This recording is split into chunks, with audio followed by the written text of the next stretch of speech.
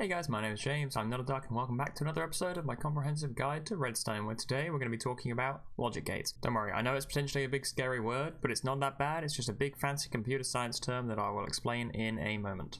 Last time we talked about redstone comparators and the different ways that it can be used in a redstone contraption. For example, to extend the length of a redstone pulse, comparing the strength of two redstone signals and changing its output depending on how they compare and what mode the comparator is in, and to measure the fullness of containers, or to measure other qualities of an assortment of other blocks.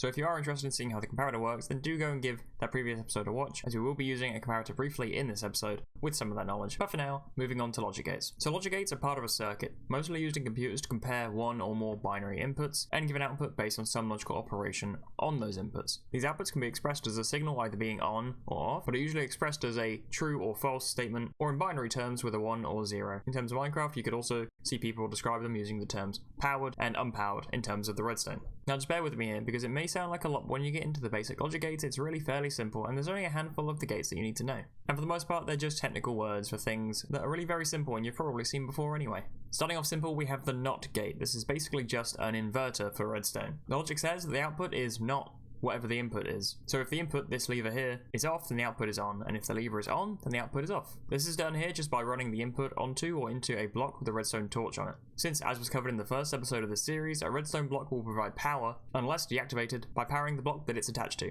So when this block here with the torch on is being powered, the redstone torch turns off and the output is off. And then when we turn the output off, the torch turns back on and we get a redstone output again. This is used all of the time, especially with the redstone doors, where you want pistons to be extended by default until a button or a lever powers a block that deactivates the redstone torch, causing the pistons to retract the door out of the way. Next, still keeping it simple, is the OR gate. And if you've ever had a redstone build or a door with two buttons or levers that can activate one circuit independently, then you've already used an OR gate without even knowing it. An OR gate takes two or more inputs and outputs true or on if at least one input is on. Or in this case with two inputs, the output is true if A or B is true. It doesn't matter which, as long as one of these inputs is on. It can be that one, it can be this one, it can be both. As long as at least one is on, then the circuit is outputting a redstone signal. Of course, with any of these logic gates, you'd use redstone repeaters where necessary if you're dealing with a very long line of redstone dust. Next up is the AND gate, where for however many inputs you have, in this case again 2, the output is true if and only if all of the inputs are true. In other words, we have the output being on if A and B are both on. So they're both off, the lamp's off. This one's on, the lamp's still off. This one's on, the lamp's still off. Only when both of them are turned on do we actually get an output. This would be useful, for example, when you have multiple buttons or levers and you want the contraption to activate only when they're all being activated at the same time. This one is simply made by having the inputs go into two redstone torches that are themselves powering another redstone torch. So this redstone torch will only turn on and power the lamp when both of these torches have been deactivated, which is of course only the case when both inputs are on at the same time.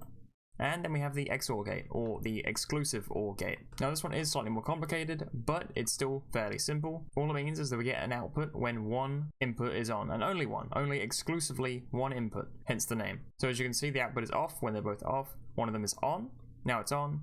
If we turn that off and turn the second output on, the output is still on, but if we turn them both on, then we get no output. Again, we only get an output when one of them exclusively is powered. How the setup here that I've built works is what we have at the end here is essentially an OR gate. This redstone lamp will only turn on when at least one of these redstone torches is on, so when one of these two blocks is not being powered. This block is only powered when at least one of these two redstone torches, the one on top of the yellow concrete and the one in the middle, are on. Which means that here we also have an OR gate between these two redstone torches here. So this redstone torch and this redstone torch are basically just flipped from the inputs, so they are a NOT gate, and this redstone torch in the middle is essentially an AND gate of the two inputs, since this one is only activated when both of these redstone torches have been deactivated by turning the inputs on. So as you can see, when both inputs are off, these redstone torches on the side are on, which depowers these two redstone torches, so we get no output. When we turn on input A, this redstone torch is off, so this block is not powered, so this redstone torch is on and we get an output. And then when we turn on input B, because these redstone torches are both off, this redstone torch in the middle is on, which then powers both of these blocks, turning off these redstone torches, and we get no output. And obviously when B is on but not A, it's the same as before, just flipped, so that now this side is powering the redstone lamp rather than that side. And then this little setup over here is also an XOR gate but done with comparators. Again, it works exactly the same. When both inputs are off, we get nothing. When A is on, there's an output. When B is on, there's an output, but if they're both on, then there's nothing. This one works because we're making use of the subtract mode on the comparators. So obviously when there's no input, there's no output as well, so we don't get anything from the redstone lamp. But when we turn this input on, both comparators have an input, and the input's only going through this one and coming out on the other side at 14, like the 14 that's going in here.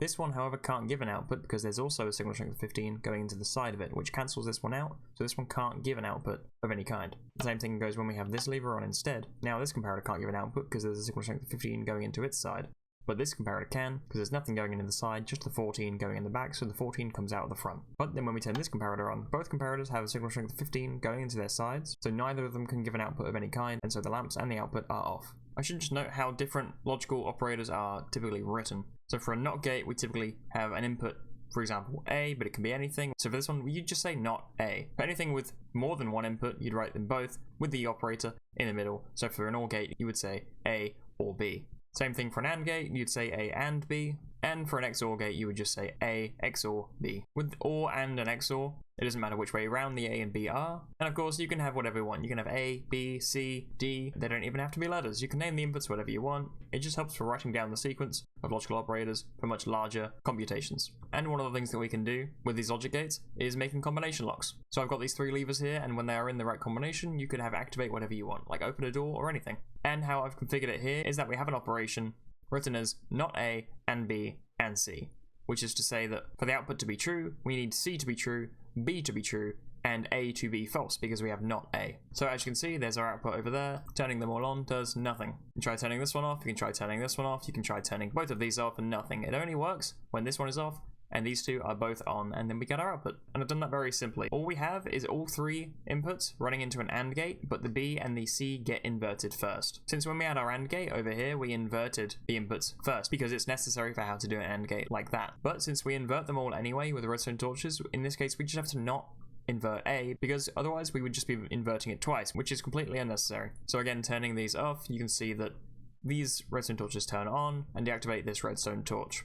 Turning this on will also deactivate that redstone torch, even if these two are off. And so that redstone torch and then therefore the lamp only turns on when this one is off and these two are on. And just to show you when you would possibly use these, I've made a nice little setup here with a door. And like I said, you've probably used an OR gate before whenever you've made a door that has multiple buttons or multiple levers. You can hit this button and you can activate the door, or you can activate this button and activate the door too.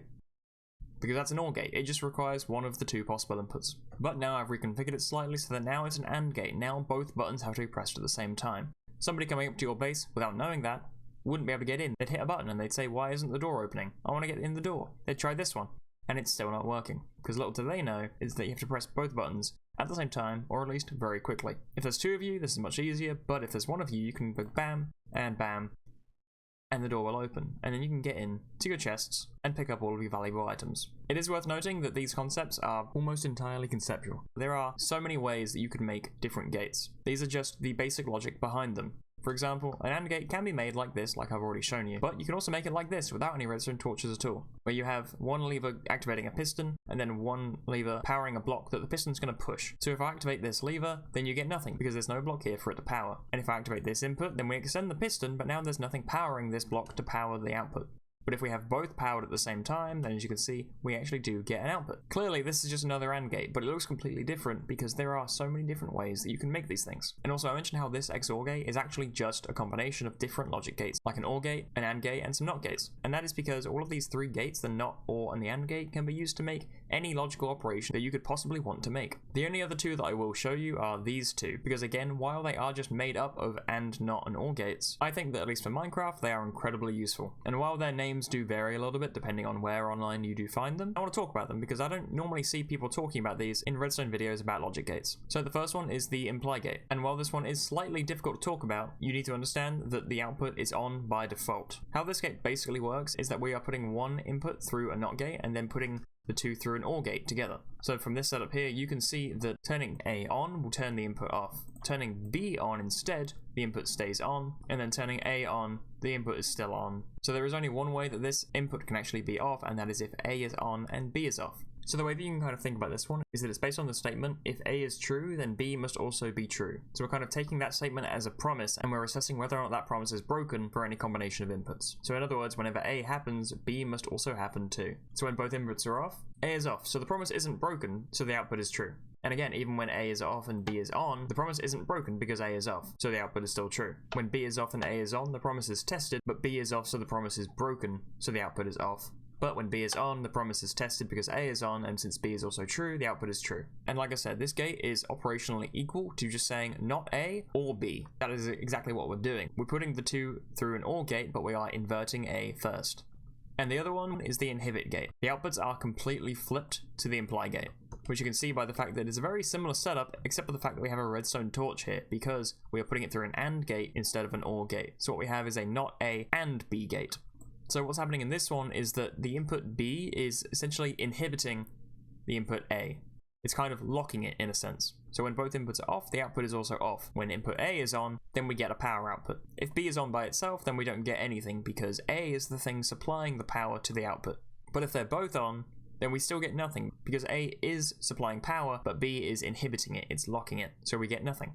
Like I said, this one is the exact opposite of the imply gate, because for every combination here between A and B, the output that we get on the inhibit gate for the exact same combination gives the opposite output. The imply gate requires A to be on and B to be off, and the inhibit gate requires A to be on and B to be off for the output to be on.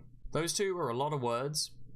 Hopefully you followed them. If you didn't, feel free to give that bit a watch again. They're not super important, I just figured that they're generally pretty useful for Minecraft specifically, and because they are just flipped versions of each other, they basically do the same thing, since we are essentially running this one through a NOT gate to get this one with the redstone torch there. It just depends whether or not you want the default state to be on or off. But the main reason why these two are useful is because you can essentially use it to lock mechanisms. Let's say you had a door, right? A door into your Minecraft base. You could press the button, activate the door, and run in. And then the person following you that you're trying to run away from is also going to try and hit the button to get into your base too. But from the inside, you can just activate a lever to lock it, and then the button won't work, locking them out of your base, and you've managed to get away from them. Or of course, if your contraption was some kind of redstone farm, and this input was on a timer, frequently going, running the farm, you could just lock it with a lever like this, so that your timer won't activate anything and that your farm will stop until you've unlocked it again. So obviously there's nothing to craft here today because we haven't actually covered any new redstone components, just some applications of them. But that will do for me today, guys. I hope all of that was fairly easy to understand. I know it can be a big and confusing topic for people that have never heard of logic gates, but hopefully you saw that they are fairly simple once you can get your head around them. But I hope you enjoyed this video.